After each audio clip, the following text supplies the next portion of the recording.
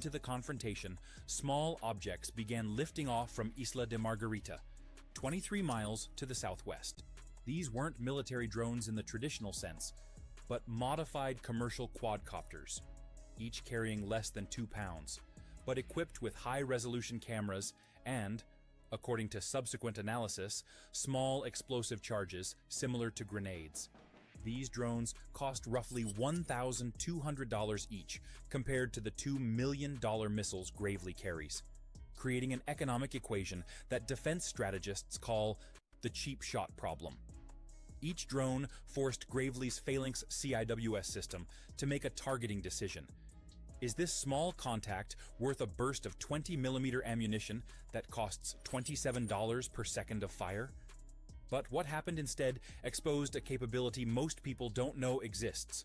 Gravely deployed a directed energy weapon, a laser system tested in the Pacific, but never used in actual combat until that morning. In 18 seconds, 9 drones dropped from the sky without a single bullet fired, their electronics fried by invisible beams of concentrated light. And suddenly, the Venezuelan plan wasn't working anymore. The moment everything reversed. Here's what the patrol boat crew saw. An American destroyer backing away, changing course slightly, seemingly trying to create distance while dealing with multiple threats. Here's what was actually happening. Gravely was maneuvering into the exact position its tactical computer had calculated 7 minutes earlier. Modern naval warfare isn't about the ship you can see, but about the weapons you can't. And sitting 89 miles southeast was USS New Jersey, a Virginia-class submarine that had been tracking this entire encounter through passive sonar. At 5:41 a.m., Gravely achieved what's called firing geometry, a position where its SM-2 missiles could strike from an angle the patrol boat's radar couldn't effectively monitor.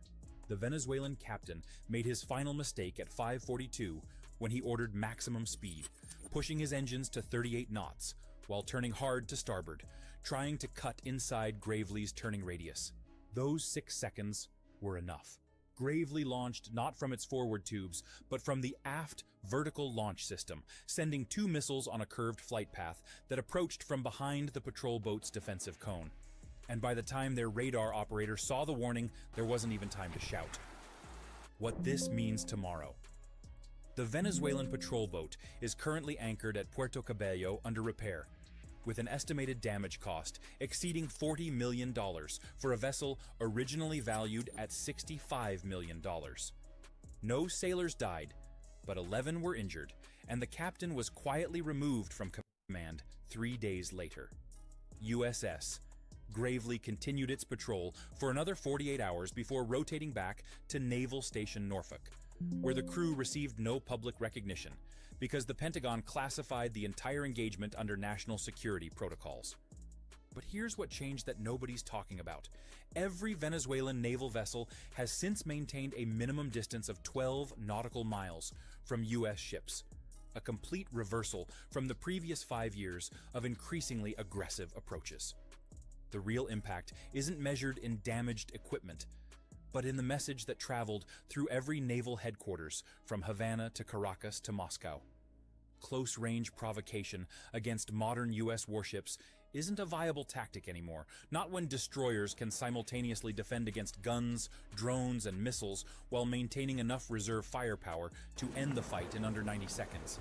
And that lesson just reset the balance of power in the Caribbean for the next decade.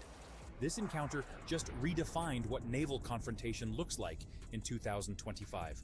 And both sides know the next incident won't allow for hesitation. Venezuela tested American limits and got an answer they weren't expecting. But tensions haven't disappeared. They've just moved underwater where cameras can't follow. If you want to stay ahead of what's really happening in these waters, hit that subscribe button now, because the next clash could happen before anyone reports it. And when it does, you'll hear it here first before the headlines catch up.